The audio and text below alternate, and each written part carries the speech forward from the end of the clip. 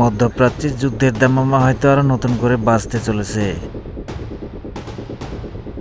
গত ২৯ সেপ্টেম্বর জাতিসংঘের নিষেধাজ্ঞা কার্যকর হওয়ার পর থেকে বিভিন্ন স্যাটেলাইট ট্র্যাকিং এবং গোয়েন্দা সূত্র থেকে জানা যাচ্ছে যে রাশিয়া থেকে ঝাঁকে ঝাঁকে ইরানি কার্গো বিমানের র্যালি যাচ্ছে।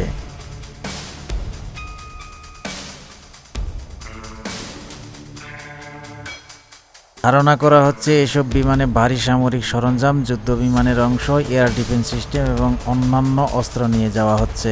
গত সপ্তাহে রাশিয়ার Su-30 যুদ্ধ বিমান উৎপাদন কারখানা থেকে একাধিক হেভি কার্গো বিমান ইরানের দিকে গেছে। বিশ্লেষকরা বলছেন এই বিমানগুলোতে Su-30 এবং অন্যান্য সামরিক যন্ত্রাংশ লোড করা হয়েছে বলে ধারণা করা হচ্ছে।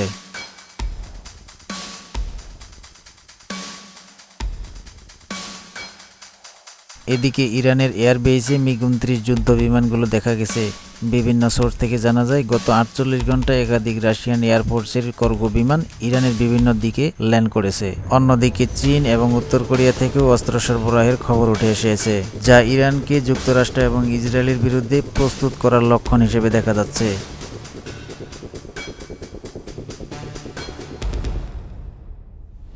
এতে করে বোঝা যাচ্ছে ইরান বড়সড় যুদ্ধের প্রস্তুতি নিয়ে এগোচ্ছে।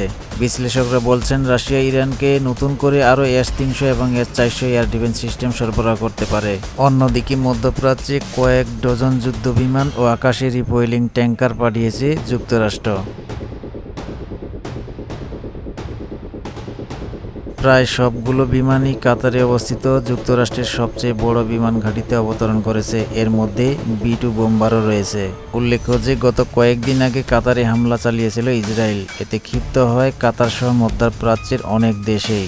বিশ্লেষকরা বলছেন নতুন স্বার্থ উদ্ধারে কাতারকে শান্ত করতে নেতানিয়াহুকে দিয়ে কাতারের আমিরের কাছে ক্ষমা চাওয়ায় ট্রাম্প। এরপর আদায় করে নেওয়া হয় অনেক কিছু, যা এখন পরিষ্কার।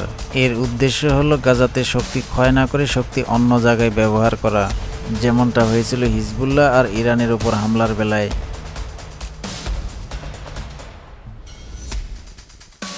এদিকে আফগানিস্তানের বাগরাম ঘাঁটি ফেরত না দিলে আফগানিস্তানের সাথে খারাপ কিছু ঘটতে পারে। ট্রাম্পের এমন হুমকির পরপরই বাগরাম ঘাঁটি থেকে ১ কিলোমিটারের আশেপাশে সব এলাকা খালি করার নির্দেশ দিয়েছে তালেবান সরকার।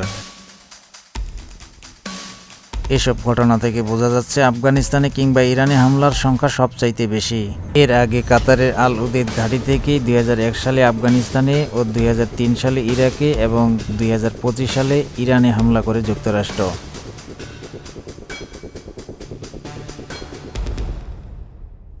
আবারও সেই ঘাঁটিতেই যুক্তরাষ্ট্রের ব্যাপক সামরিক উপস্থিতি ও শক্তি বৃদ্ধি।